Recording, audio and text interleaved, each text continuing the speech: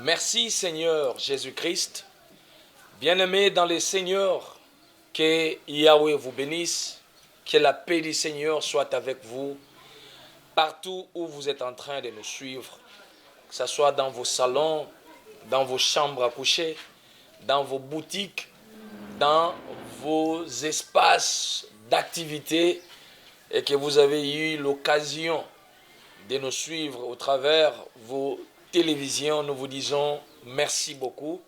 Merci de ne pas zapper. Merci de profiter de ces meilleurs moments que nous allons passer ensemble avec le Seigneur.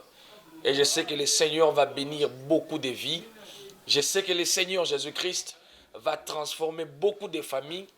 Je sais que le Seigneur Jésus-Christ va toucher beaucoup d'hommes qui nous suivent, beaucoup de femmes qui nous suivent en ce net moment seront touchés, seront transformés par la puissance de la parole, par la puissance du Saint-Esprit, car la Bible nous dit que tous ceux qui espèrent en Jésus ne seront point confondus.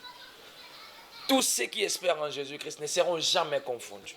Et ceux qui aiment Jésus sont ceux-là qui sont bénis par lui, car il nous dit, venez à moi, vous tous qui êtes fatigués et chargés, je vous donnerai du repos. Bien-aimés dans le Seigneur, nous avons dit que Yesu Masi apesaka repos. Et là, liboso na lingina yebisayo, Yesu Masi apesaka repos. Repos eza nini? Repos eza que touti na mokili est chargé biso na baku, mokili escroqué biso, mokili nyokoli biso. Tango to yaka epai na Yesu Masiya, eza pona koya kozwa repos. Eza pona koya kozwa kimia. Mais c'est peut-être pas le cas. Au monde Nathalie, Nathalie, beaucoup d'églises dans le Congo, je pleure. Je pleure quand je regarde l'église du Congo, quand je regarde beaucoup de soi-disant hommes de Dieu qui se disent hommes de Dieu. Nathalie pratique bazo sala. Nathalie lo lengeni bazo kambela l'église. Ça me fait pleurer. Et quand je pleure, je pense à une seule chose, à la croix de Jésus-Christ. Et à un moment donné, il y aura beaucoup de faux pasteurs, beaucoup de faux prophètes, beaucoup de faux apôtres. N'appelle ça un conseil comme moi, il y a que bosaka na moto. Église o Yesu Masi a koufé la nekulus.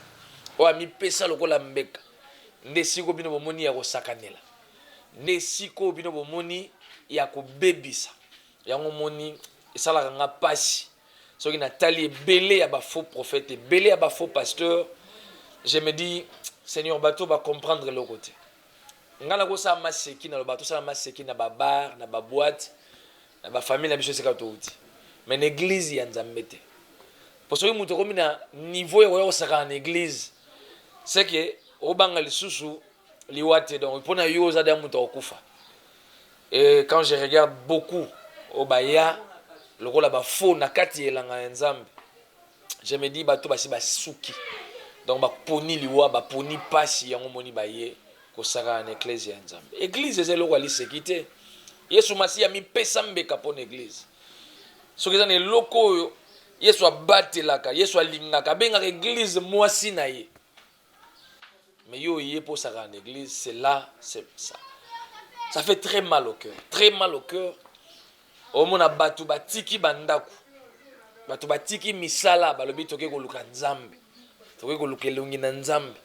Mais bato ba liboso ya aventurier. Ba liboso ya commerçant, ba liboso ya escroc. Sala ka pasi. Mokili ese nyokoli bango, ba kimeli na église, alors église obon ba kimeli. Eza bisiko ba yesu ko za la charger na ba kulisusu. Ndozo mona le to komi na ba ate belé. Bato ebele ba moboya makambo ya Nzambe mingi eza cause ya comportement ya basali na Nzambe. Les hommes de Dieu, nous devons rectifier les tirs. Quand on parle ainsi, ils arrêtent pour na kotuka bino, ils arrêtent pour na ko humilier bino, mais arrêtent pour na ko yebisa bino que mosala na Nzambe, il faut ko sala ngo malamu. Il faut ko sala ngo bien parce que il y a un ciel à gagner, il y a un enfer à éviter. Et nous, les hommes de Dieu, nous serons jugés doublement. Le roi tu la juger doublement. Il faut faire très attention na marche na yo katina mosala na nzambe. Nebisaka bandimi ebele mukolo bomuna église onga nazo kamba. Babisi bino ke église wana ndesika mosala na nzambe ozotala komi ko kamba. Et dans l'église oyo soko yé oyo kozwa repos ya solo. Parce que yo ko changer ni l'évangile. Église oyo Yesu Masi atalisa biso. Oyo ngai humble serviteur de Dieu na va libosono. Nzamba atalisanga église ya Jean 14 au kititi na ba verset 20. Jean 14 au bandina verset 14 tina ba 20 22. Jean chapitre 14 à partir du 14e verset au kititi na se l'église oyo Yesu Masi atalisa biso. Eza église oyo tozomono te. Église oyo Yesu atalisa biso. Oh Yesu apesa biso vision. Oh bokomona mukolo tokomi ko kamba église. Et vous allez l'église wana. Il y a Jean 14 14 à 20 22. Jean 14 14 à 22 au mona l'église nzamba atalisi biso. Yesu akiti na barque akuti ebele ya foule bazozela. Yesu abandi kote ya toute la journée. Et comme il y a soir, les disciples ont observé que la population, la foule est lembi. Et comme il y a nzala, et comme il y a soif. Il faut balia, il faut bamela. Quelques disciples, ben comme ça Jésus-Christ, maître, ta la foule, te ibango banda tongo tito komi poko. Il faut bazonga na ville ba ke ngoluka biloko kolia. Est-ce qu'il y a encore des serviteurs de Dieu au batala ka ba mona pe que est-ce que l'église et on a pour ça nini si quoi. À part la parole que nous prêchons, à part la parole prêchée. Est-ce qu'il y a encore des hommes de Dieu à observer à tali vie à frère ou vie à sœur ou nini zangi? Est-ce qu'il y a encore des hommes de Dieu comme ça? Tala ba disciple, ba ye koyebi sa maître. Parce que ba observer, ba tali ndenge foule vandi. Ba comprendre que miso ba komi da ko baye, miso ba komi ta ko nimba, nzale si ekoti. Il y a des frères, il y a des sœurs, il y a des sérieux problèmes dans l'église. Mais les hommes de Dieu, il y a des problèmes, il y a peuple. Bango va commander problème, il faut peupler la bango solution. Beaucoup d'hommes de Dieu ne regardent plus les problèmes des fidèles. Mais les hommes de Dieu sont devenus des problèmes pour des fidèles. Bango va avoir problème, il faut que fidèle bailler la bango solution. Mais les hommes de Dieu n'ont plus de solutions physiques. Ce sont les hommes physiques. Non, homme de Dieu. Il faut qu'il y ait même la dimension physique. Quand tu as frère Azangi Bilamba, on peut se bilamba olata. Esenga mambo sambela te, esenga mutu akota gente po azwa bilamba olata. Esenga homme de Dieu, otali na garde-robe bilamba olata kasute. Au petit frère. Et c'est un maman pasteur, au tali bilambo la tasouté, au petit sœur. Et c'est un mouton génété, c'est un côté ma prière pour avoir solution. Donc, les hommes de Dieu, batala kali sous problème ya peuple té.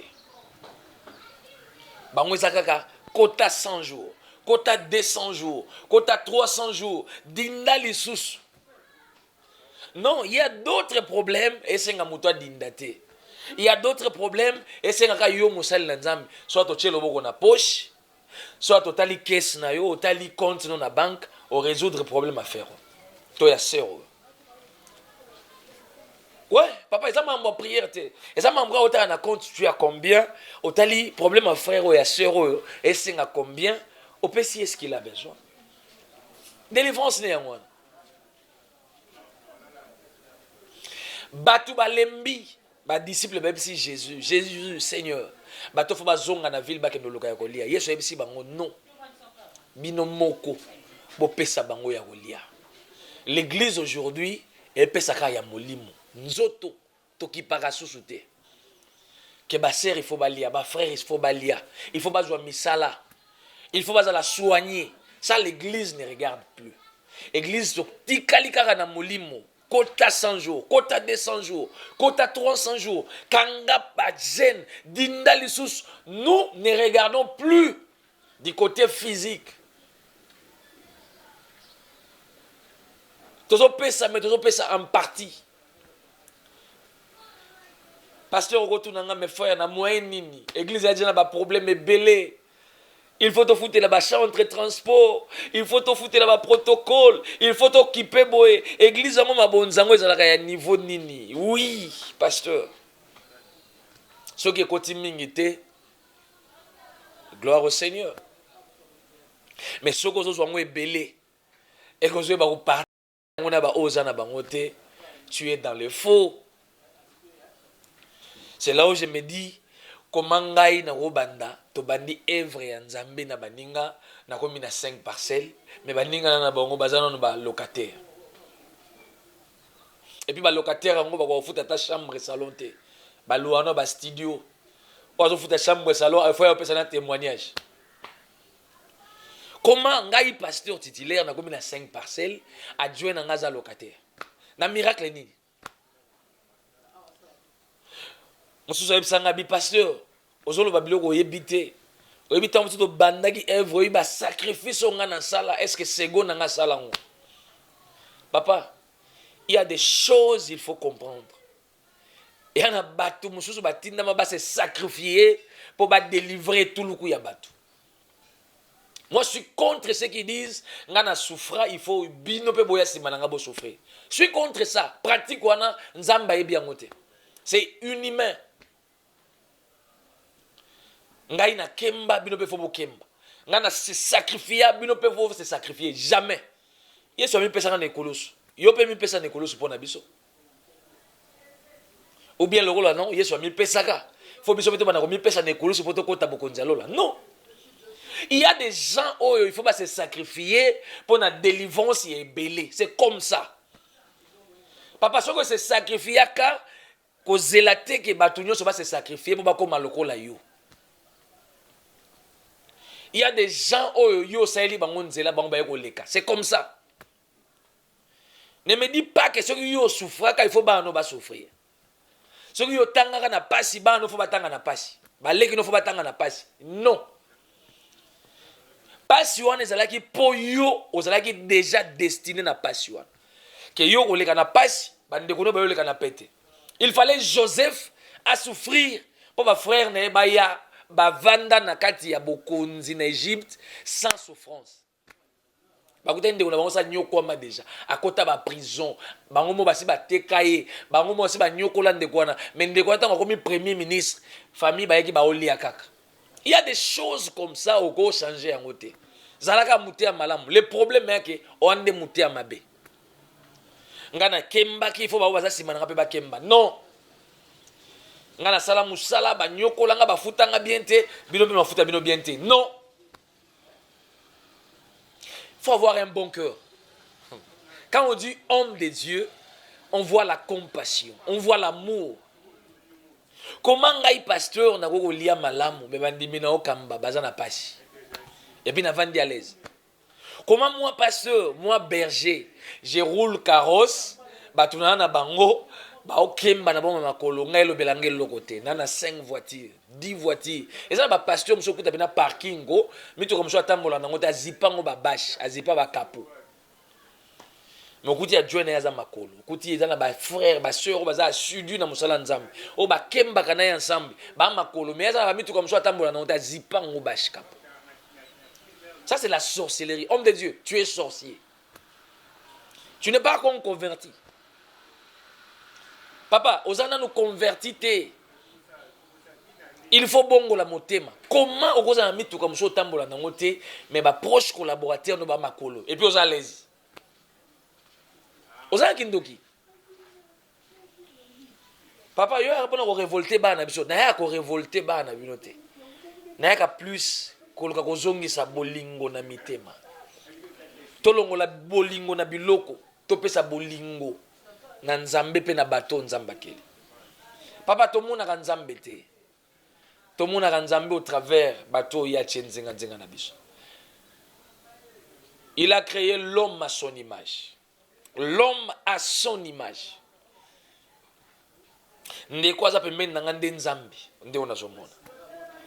La sœur, le frère là, c'est Dieu. Parce qu'il nous a créés à son image. Comment on a nzambe on a monate mais on linga mozala ni nangate. Aux sorciers. Comment tu peux aimer Dieu que tu n'as jamais vu mais tu n'aimes pas ton prochain? Ça c'est grave.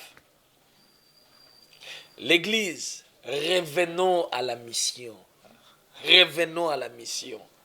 La mission était d'amener les peuples vers le Seigneur. Comme ma peuple vers le Seigneur, et ça par la parole. Comme ça bango kima masum, tika mabe, landa Yesu. Et puis ko tali sa bango ba œuvre ya bolingo. Papa, ba œuvre ya bolingo, il faut exemple bandana yo mutu. C'est vous la tête, homme de Dieu. Yo ebi ko kabate moté ebi ko kabandeni. Homme de Dieu, ebi non ko kabate mais comment tu vas nous prêcher nous to kaba? Yo faut banda okaba. Yo faut banda tali sa biso bolingo. Yo faut banda ko pesa impulsion et le peuple va suivre. Même si l'église de Dieu onzamba tali sa biso. Yango wana. Jean 14 à partir du verset 14 au kititi na ba 20 22. Aibisi ba yekoli bato ba kozonga na ville te. Bino mo pesa bango ya kolia. Est-ce que l'église aujourd'hui o pesa bato so fufu? O pesa sous l'os, o pesa sous maï, n'a pas pauvre, n'a pas orphelin, n'a pas veuve. Est-ce que vous le faites encore? Toboaki bolingo wapi, toju bolingo to tient na biloko. Vous voyez un pasteur accroché à l'argent, un pasteur accroché au bien matériel.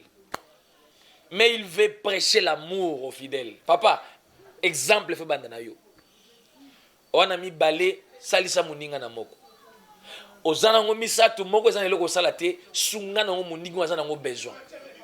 ça le vrai amour. C'est ça la vraie église au Christ.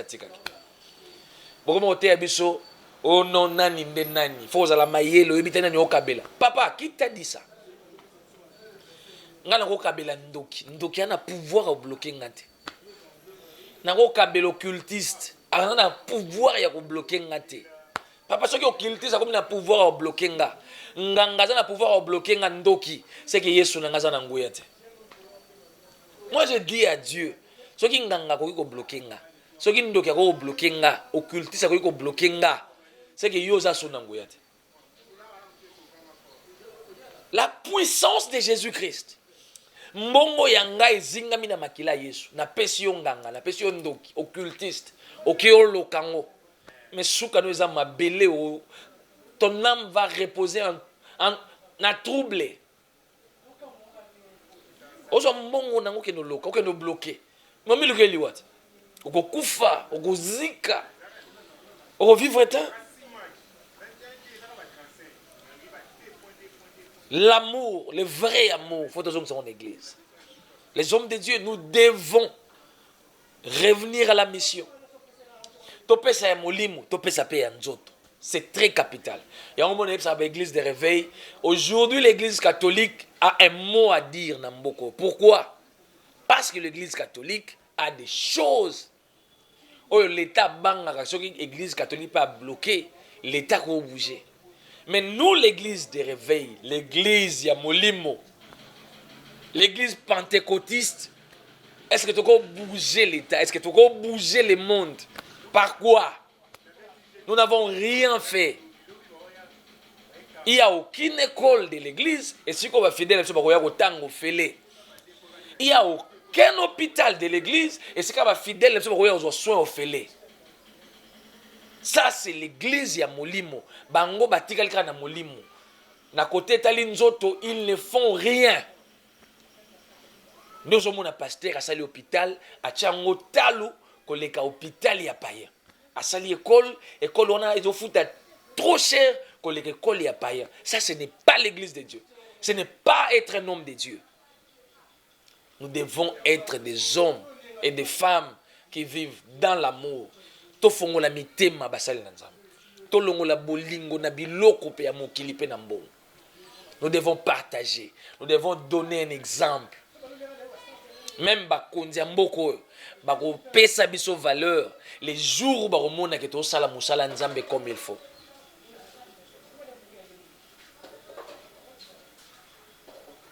To sala musala nzambe ndenge nzambe alingi ezala. Nzambe alingi bolingo ekuta na église. Nous devons prêcher l'amour. Nous devons prêcher l'amour par des actes.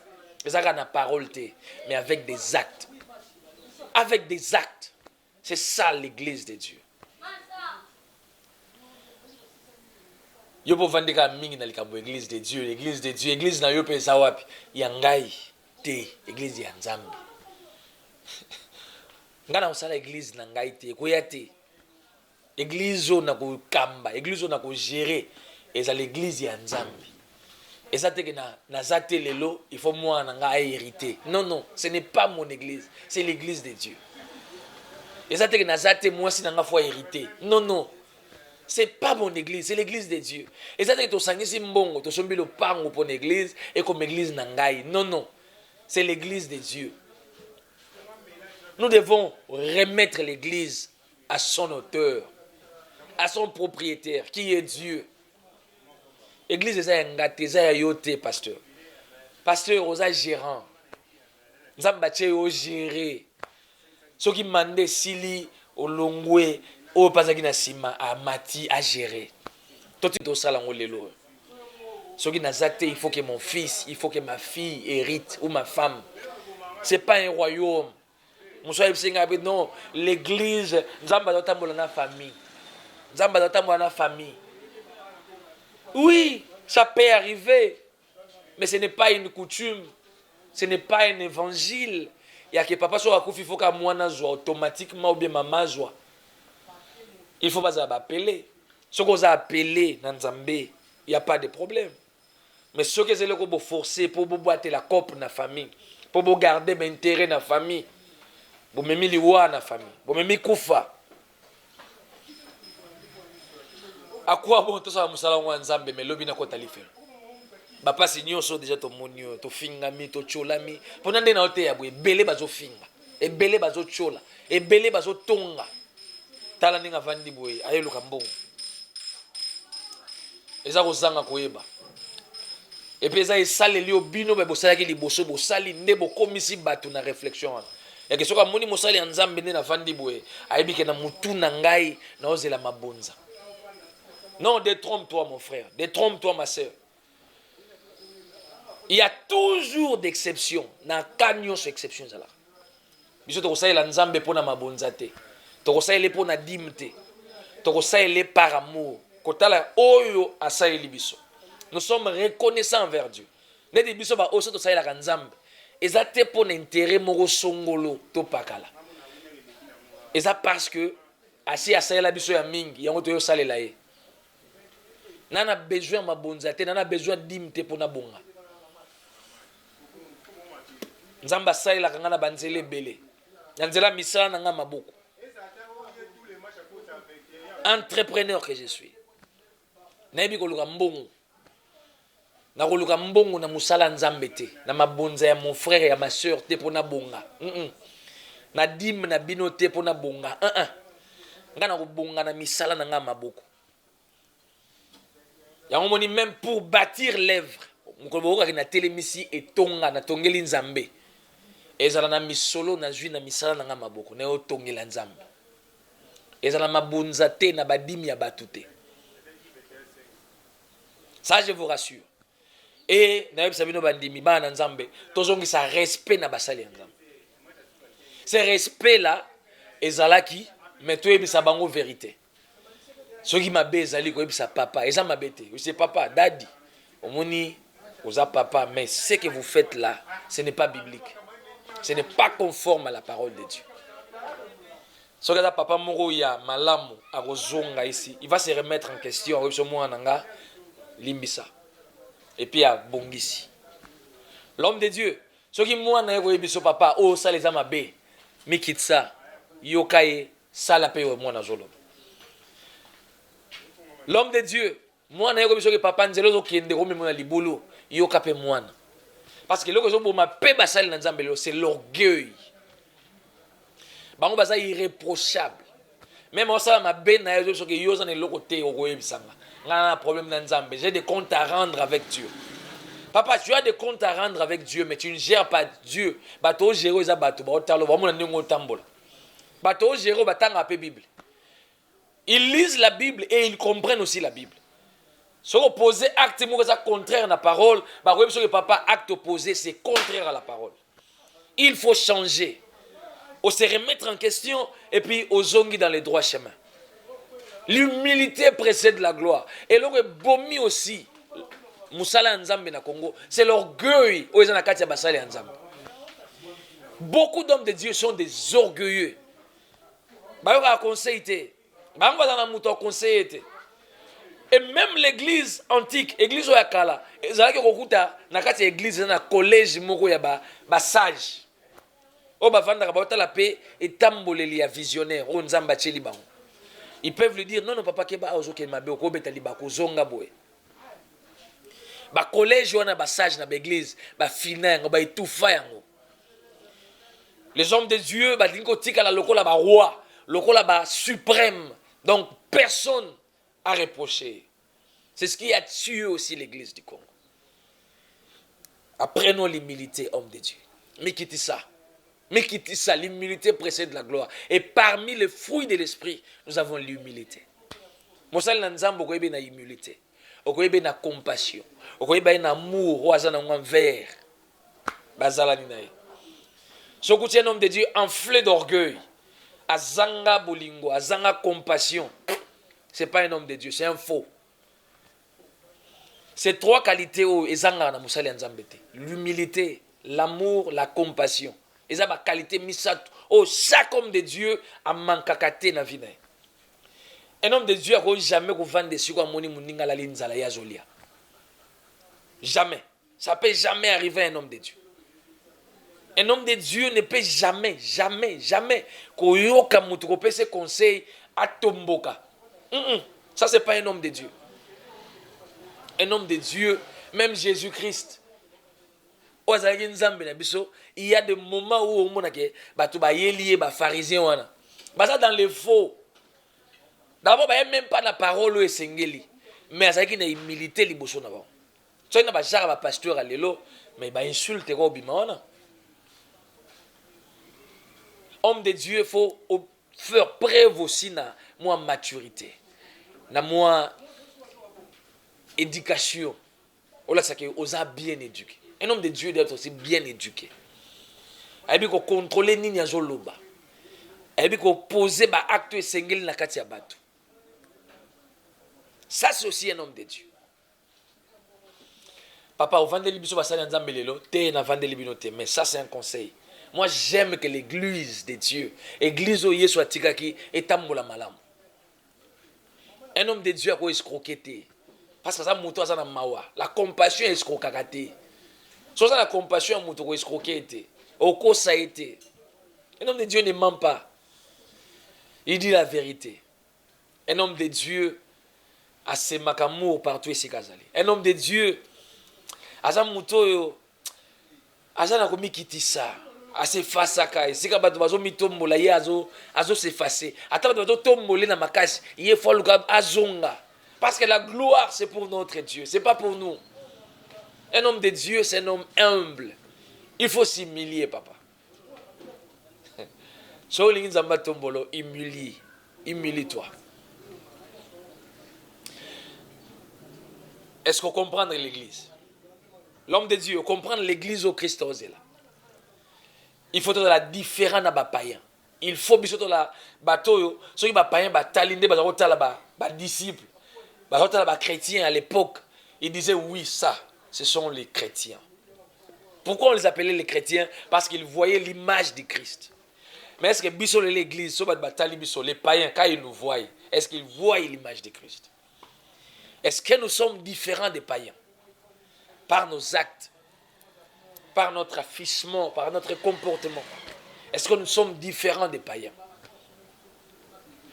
Qu'est-ce qui va nous différencier des païens? Ce sont ces trois choses. L'amour, la compassion, l'humilité. L'humilité. Surtout l'humilité. Lisons la parole de Dieu. Lisons la parole. Nous sommes dans le livre de Marc. Marc chapitre 10. Marc chapitre 10, versets 28 à 29. Marc chapitre 10, 28 à 29, nous lisons la parole du Seigneur. Pierre s'est mis à lui dire, « Voici, nous avons tout quitté et nous t'avons suivi. » Jésus répondit, « Je vous l'ai dit en vérité, il n'est personne qui, ayant quitté, à cause de moi et à cause de la bonne nouvelle, sa maison, ou ses frères, ou ses sœurs, ou sa mère, ou son père, ou ses enfants, ou ses terres, ne reçoivent au centuple présentement, dans ces siècles-ci, des maisons, des frères, des sœurs, des mères, des enfants et des terres, avec des persécutions, et dans les siècles à venir, la vie éternelle. Marc chapitre 10, 28 à 30. Pierre s'est mis à lui dire, « Voici, nous avons tout quitté et nous t'avons suivi. » Jésus répondit, « Je vous l'ai dit en vérité, il n'est personne qui, ayant quitté à cause de moi et à cause de la bonne nouvelle, sa maison ou ses frères ou ses sœurs, ou sa mère ou son père, ou ses enfants ou ses terres, ne reçoivent au centuple, présentement dans ces siècles-ci, des maisons, des frères, des sœurs, des mères, des enfants et des terres, avec des persécutions. Et dans les siècles à venir, la vie éternelle. La parole du Seigneur. Verset au passage de Tangyo et Betaïnga.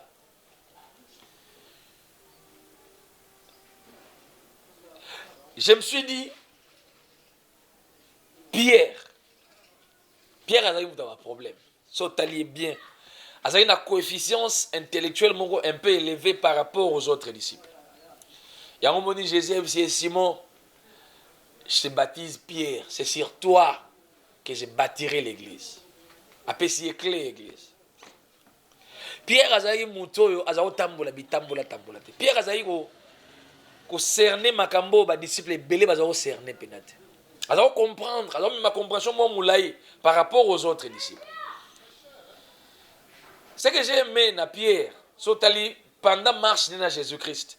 Pierre a été disciple, il posait des questions au maître.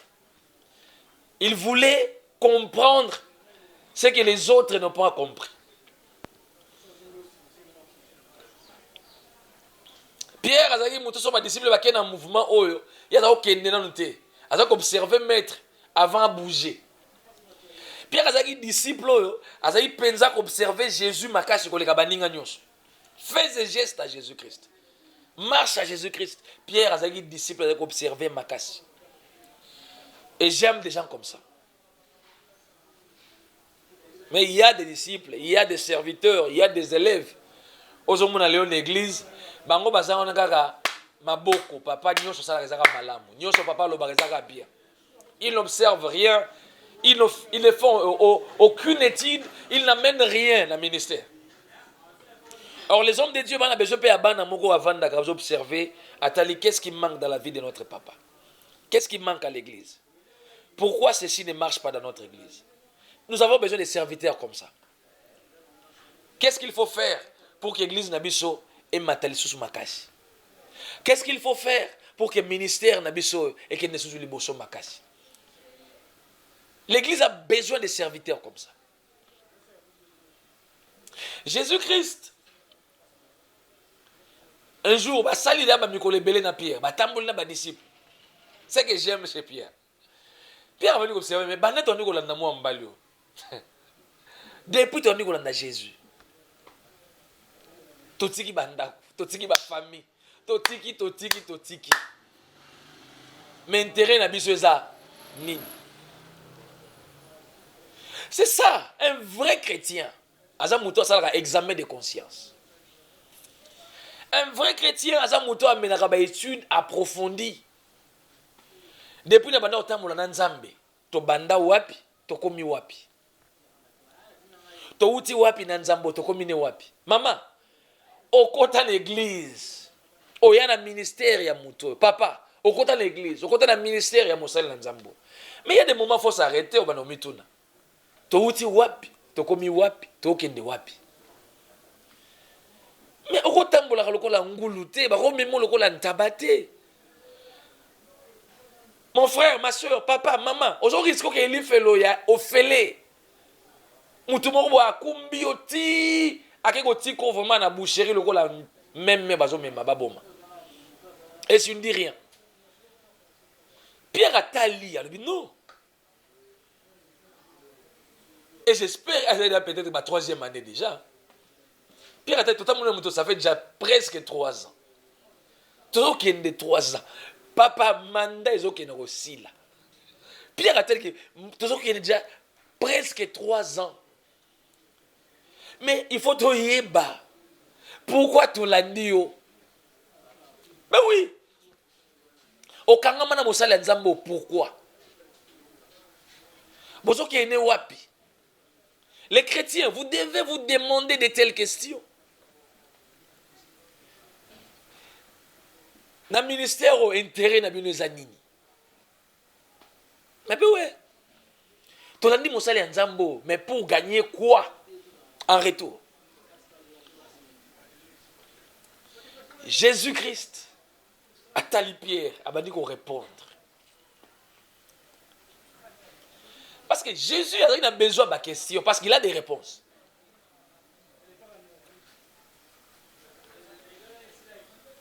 Et c'est maître, tolandi, totiki banda, totiki basi, totiki banda, totiki biloko, totiki bandeko.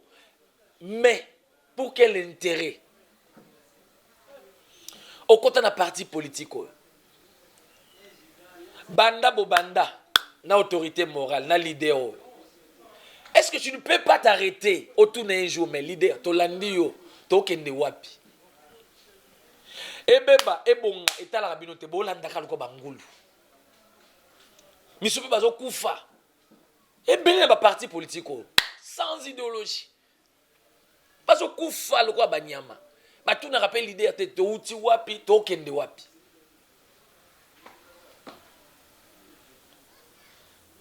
Un homme intellectuel, un homme intelligent. Bako memaete akende na nzela moko zo kende ayebe sika okende te. Beaucoup bakota na l'église na loenge. Papa sona tuni yo mon frère, ma soeur, papa maman otala ngai. Église okota o. Okota par rapport ya nini? Elo ni memani église. Parti politique okota olanda nini? Musomo na se ngai na église on landa beauté à patience. Patience c'est élégant, azambinga. Ana voix moko rock. Musoka zo loba il a une voix rock. Ndelo ko landeli pasteur, ndelo ko côté l'église. Pour pasteur azam ngongo munene. Pour pasteur alataka bien, azambinga. Muso tu ne au côté de l'église au point ni na landa église au point baser belé. Olanda full. Wow. Muto azo répondre mukolo responsable. À côté église pour baser belé. À côté église pour pasteur azambinga, pour pasteur azapembe. Pour pasteur azam ngongo munene. Muso ko loba na microbe. À côté de l'église pour pasteur à terre en français. Ndelo à côté de l'église. Okufa munoko polele. Na vie, il faut faire des choses. Il faut s'engager dans makambo. Oso maîtriser na vision. Oso maîtriser na intérêt ya makambo landeli. Kokota mamna lo engete. Kokota makambo na lo engete. Il faut mettre tout dans la question. Na côté liya nini, na yoluka nini ya. Il y a des moments où tambolo mais na yoluka nini ya. Musupe des fois koza ba kosaki yo na vision mo songolo. des fois pe moni mutu wana ebandeli azali koloba makambo oyo ya bien azali kokende na ndenge ya bien mais to makambo ebebi échanger mais change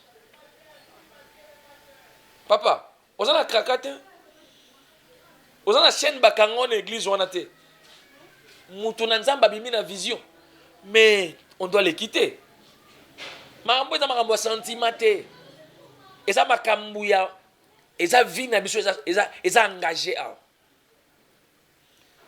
parti politique otokotaki mais tomoni vision autorité morale comme memela biso yango toyelaki te bima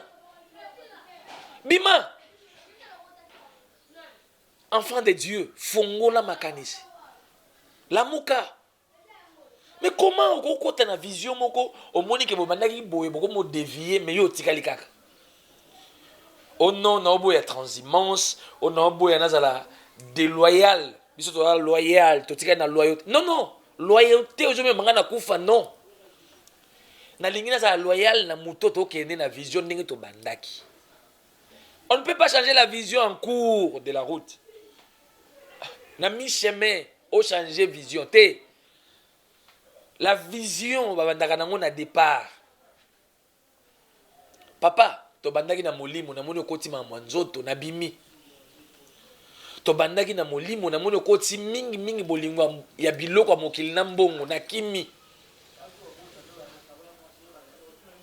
naza na besoin explication ya mutu te et puis naza na besoin te que il faut na lukela ngo ba explication pour na bima non il faut te poser des questions toyokanaki nini na départ et siko tokomi wapi tokomi wapi tosa siko nini nous allons où yoko bano memanga te lokola mwana mwa muke na mona ke vision tokende comme même sur na liwa mais na diembela kaka je sors et ce que j'aime dans ma vie au monde na zaboye et loko na linga epa na libre de penser libre de parler libre et loko na sepela na ngai ngape na libre na linga kaka te na linga prison te et puis na linga te moto imposer nga vision na ye na linga ngai na ndima vision wana yoko ya te ko sanga vision o ebongi yango non ngai il faut na vanda etake butu na sepeli na vision na koti papa avant d'adhérer à une vision il faut sepela nango faut ndima yango soko moni vision moko o sepela nango te ko fanda te bima kolanda pasteur te po atera na français kolanda église te po baza batu ebele ok na kufa ok na liwa quand tu trouves que l'homme de Dieu a comme na ba signe ebele o ezo lakisa kaza su na nzambe te kima ok ne lifelo ya na kofingo te na kochola yo te na kotonga yo te na ko influencer pe batu te na baluki malembe na jui mbangu na kimi. Ça c'est moi na so ngai muto ko imposer ngai vision na yete muto ko imposer nga ba idée na yete nga na mwana no te po même ata papa na biso o aboti ngai mais nyosho na lo bana za ndima te il y a des choses on a ici na sepel na ngote na za contre on a aussi clairement papa en tout cas sauf votre respect mais loko vision nga na za pour ya ngote suis libre yango zo mona biso tu as un esprit à panafricanisme. Biso tu as une lignée à Lumumba, lignée à Musée Laurent Désiré Kabila. Tu as une lignée à Kimbangu. Nous autres ici. Eh, yo disciple à Jésus de Kimbangu. Oui, Kimbangu était disciple de Jésus. Le prophète Simon Kimbangu. Nous incarnons cet esprit-là. Bazaye bato yo, bazaye ko lingate oya ko imposer ba idée na yo. Pour idée na yo ndima il faut y ndima yango. S'il n'est pas d'accord avec ta vision, avec tes idées, il te dit niet. Écoutez liwato te niet. Biso to qu'on a aligné on est ba Thomas Sankara. Les panafricanistes. Et nous allons prôner ça même pour nos enfants. Tout ça est la Christ, mais nous allons garder le panafricanisme. Afrika za nyamate aza eloko ko niata te aza moto oyo aza na ba idée oyo lobby ekoko bouger mokili. Mais sauf que mundela komisa africain loko la poso eza poso moya osakanela. Il faut y imposer biso ba idée na ye. Nous sommes contre ça. Contre vents et marées, nous allons défendre le panafricanisme. Nous allons prêcher ça à nos enfants, à nos frères et sœurs. Nous devons être frères, nous devons être fiers d'être africains. Nous devons être fiers d'être africains, d'être de la peau noire. Cette peau ici, eza peau ya chair, eza peau ya makasi, eza peau ya mayele, eza peau ya banda civilisation. Le monde a commencé avec la peau noire. C'est la plus ancienne civilisation, cette peau ici. On doit en être fiers. Vous comprenez, ouais? Vision, comprendre te kokota te. Kolanda mutu pona sentiment te. Kolanda église wana pona foule te. Ote église wana batambongo bazé belé ngana yepo moni sika batambongo bazai koko impacter ngape o kufa. Tu vas mourir. Oh non, vous voyez ces pasteurs-là, et si tongi déjà propre, j'aime la propreté, tu vas mourir. Tu vas mourir. Il faut qu'il y ait une vérité. Il faut qu'il y ait au Christ comme Seigneur et Sauveur. Il faut qu'il y ait un pasteur otambola na ko banga nzambe. Il faut qu'il y ait un prêcher Christ sans mélange. Il parle Christ, Jésus, menacé. Non. Il faut que l'andana ba acte. Oh, union sur Salem. J'aime cet homme-là, Pierre. Seigneur, Tolandio, Totiki banda, Totiki ba maman, ba deko, ba boti na biso, Totiki ma belé na biso, Tolandio. Yesu a répondre Pierre.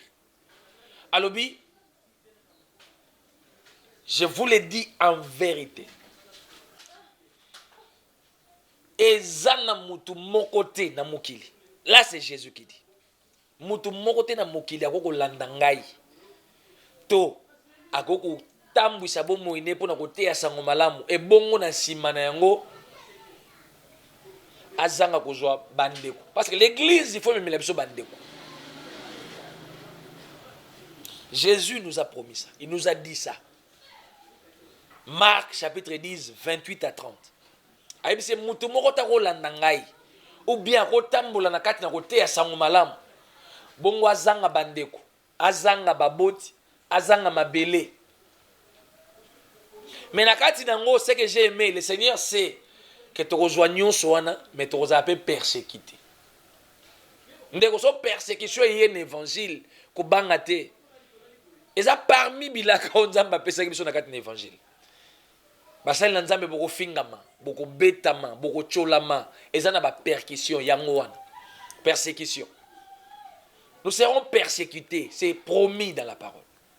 Mais loko na sepeli Christ alobi, soki otiki baboti pour l'évangile, pour na Christ, nzamba opeso baboti mususu.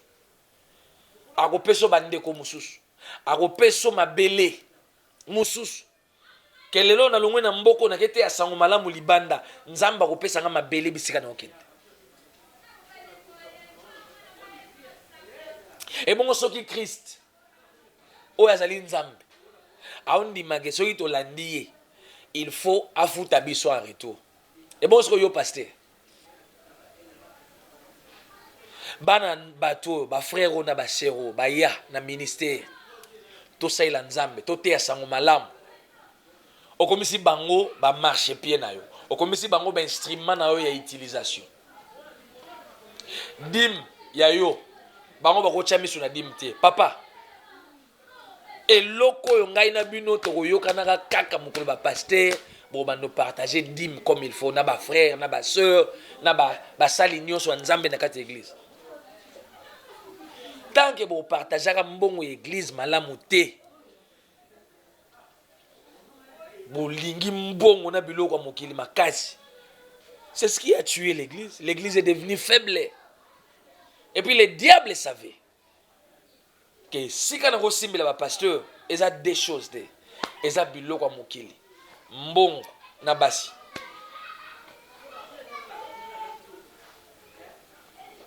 Le frère na ba sœur oyo bango bazanaka pona ko sala ke culte réussir. Et puis soki mokolo na culte eleki bien te façon so gangela bana bato mais na suka nango mbongo ya yo. Non. Non. Christ kutu nzambe na biso.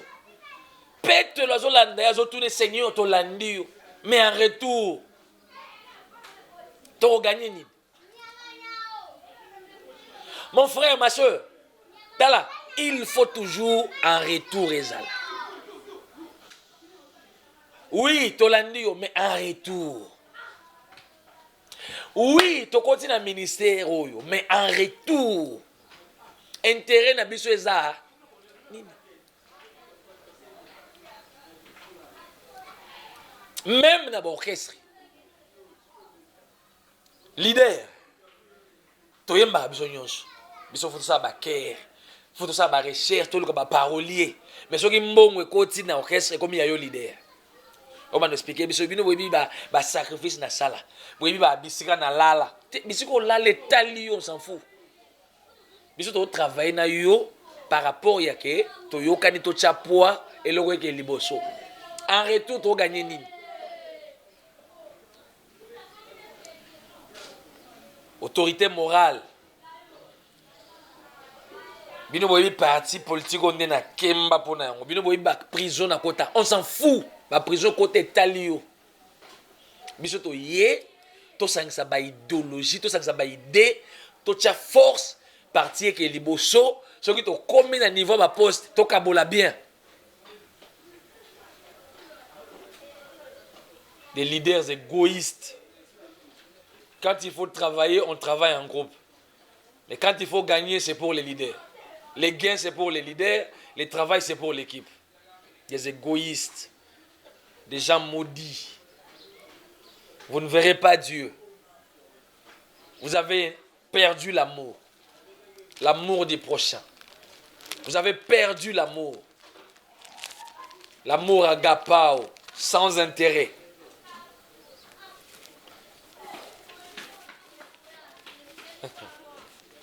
Parce que on a intérêt, on a l'amour sans intérêt. Tolandi, mais intérêt n'a pas de so il peut être la tuni c'est bon ngai. Na tout notre leader point. Bon frère on a sœur on va tout notre point. Bango basana ka kolanda yo ba fula yo mata. To yo fula yo. To fula yo leader hein. To sangsa ba énergie na biso pona yo leader o mata. Biso to tikaka na seyo ni ataka biso. Ka yo mon peu to beta masolo na biso lobi mon to bandana bango hein. Metane batikala. Okomo ke so ba malédiction. O bango na moneza pour ma famille. Et pour ma famille te. Mais nous sommes ko ta yo zo kangango.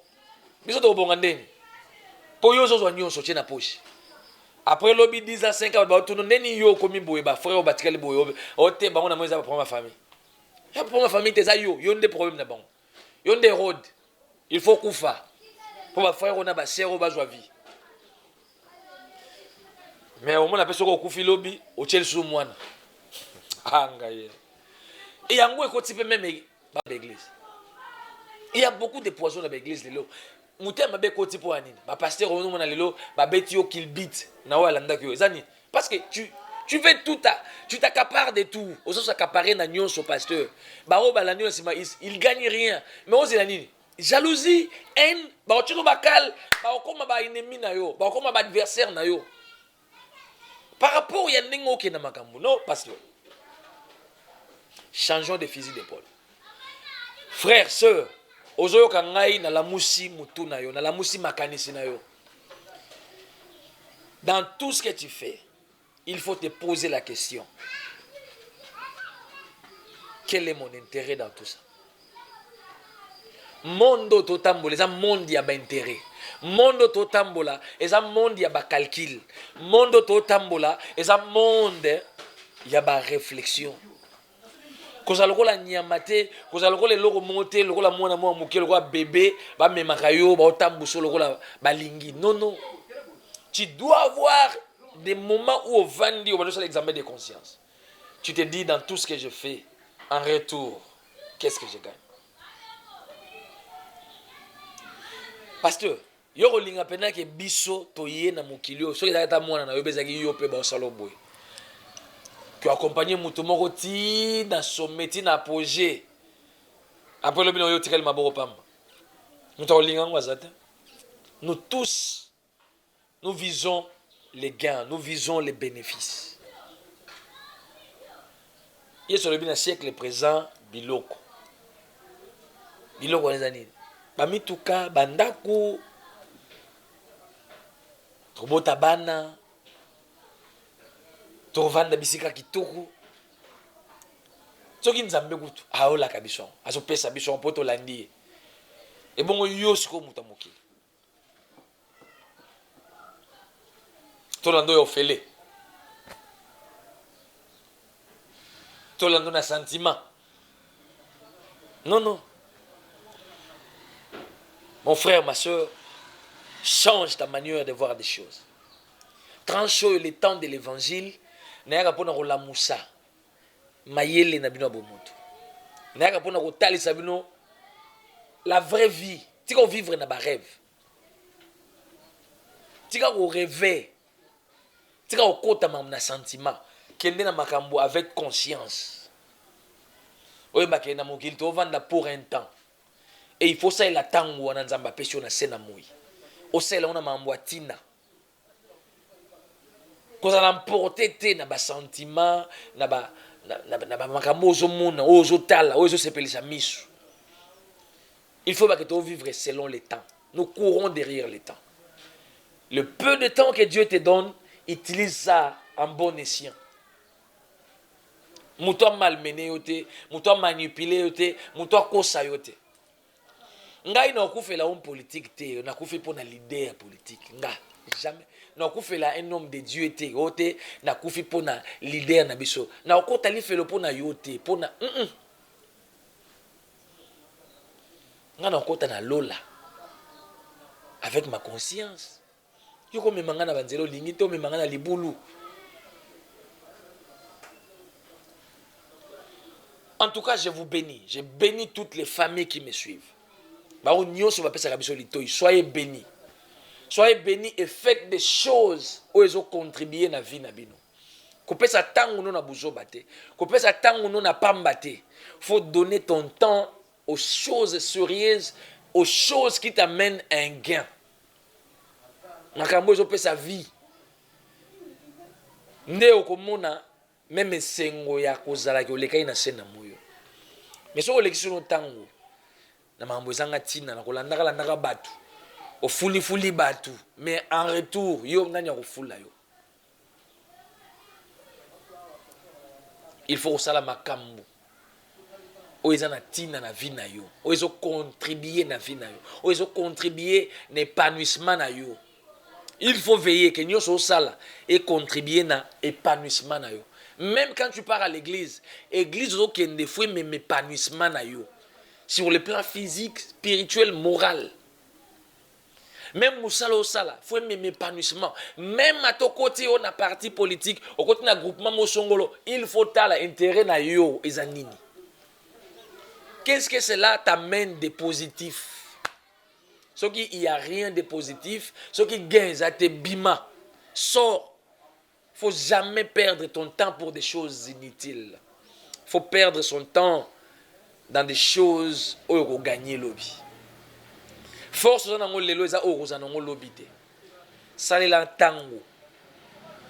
Profitez de l'opportunité. Au tangi kelas, qu'on l'a n'arabatu na simate. Et ça batu mususu. Balingaka Hollanda ina simole kisi tangu ye mutu abando seko lobi. Ezana ba vie belé to yebi o mona un vieux mais vieux wana musala na ezake bino bolanda ke na sima. Akomisi bino ba petit bitinda o memela ke sac. Okenda ko tikela mwesi nembonga biloko ya nanda ko balamba. Mais vieux wana ba branchement ro brancher yote. Posa na yepesaka ke otika la bongo landa ke na sima a ko brancher yote. Ce sont des gens comme ça, aux hommes gentils, mais à ça sorcier.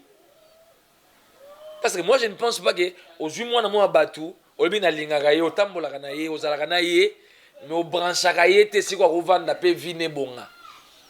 Yo saka ko me makaya landaka yo, lobi nango o sekaye. Wa différent na sorcier. Jeune otalanga ozana yaya moko ya boye vie moko ser moko ya boye walingaka yo landaki na sima azo aider o te ko o s'épanouir o fungwama quitter a olexelo tango a oseko lobi. Tu me comprends? Fongola makanisi. Vie eza makambo intérêt. La vie est basée sur les intérêts. La vie est basée sur les perspectives. Faut la lobby na mamnosa lelo et ko botela ngani. Quel sera mon avenir demain avec tout ce que j'ai fait aujourd'hui? Ce qui est avenir, ce qui est intérêt, exacté, bima, qu'on négocie. Il y a des gens comme ça. A comme ça, on m'a l'andangulu, on l'a na sima, mais ça n'a bisika, ça n'a pas relation qu'on branché pour vieux fongwama. A olingo branché ote. Et ce qu'on a na moko ba contact na ya minene a ko tombo kaloko lo bomeli moto. Alingi to solana ba tumususu, o ba ko fungolo pe atanzela. Azo kangayo ozala kaka bongo otika la simane olandaka ye basa différente na ba sorcier bato yango mona conseiller aux jeunes regarde des choses utiles. Faut faire passer ton temps na makambo eza utile parce que tout ce que tu fais chaque jour ba effort ozo pesa yango ndesa ke lobo ozala mutu munene soko te négliger otika li distrait ka bato bo distraire yo nde bato bo seko lobi nde bato bo peso ba kombo buzoba bangonde ba ko témoigner mabe contre yo que ta to zaki na état biso sika to komi tala ya tikali parce que azala ki boy alors que bangonde ba distraire ki lamuka fongwama que Yahweh vous bénisse. Zamba pambola jeudi télévision Zamba pambola Joris Mazina 3 fois ingénieur à pambola mon grand frère Apoipan Ange les cordons de cette chaîne à pambola ma femme mon épouse Grâce Bissouza Nzeza maman na Dolce Desert Ndaya do Graciela Ntumba Mukanda, do Christiana Moussao, Ortinel Ntsakala, Madimba, Madimba tout, Divin Nzeza, Bernata Makambu, Ruth Ninga, Brinel Matondo, Obed Kalamba et petit frère, DG officiel, Nzamba Pambola, famille Ntumba Mukanda Mobimba, Gesefalara, Jagera, Marrakech, petit frère propre, Nzamba Pambola, Bino Bisika Bozali, la bana nyos, Zamba pambola ba mite unyoso Zamba pambola bino ba nyoso bozaki li bakwa kolanda biso tikete kimia nzambe za na mabota na bino Zamba pambola bino Zamba fongola lola loboko netikala ya kosembola liko na bino lumière ya nzambe kota na mabota na bino Zamba pesa bino kimia zinga bino na makila Yesu Zamba bundela bino bitumba ya butu pe ya moi apesa bino elonga maboko na bino epambwama esimba misolo bozangelo côté bozala béni bozala fidèle na tranche oyo chaque jour 21h juste sur Jedik télévision chaîne mususu te kozapete oza chaîne éducation chaîne wa bokotana na papa na mama na bana boza l'aise a omona botaka te omona ba insanité te eza chaîne ya éducation chaîne ya formation eza ba chaîne oyo il faut tozala connecter na yango po to bénéficier belé sur le plan intellectuel, physique, moral et spirituel. Que Yahweh vous bénisse. Ce qui est sur le prochain numéro. Bye.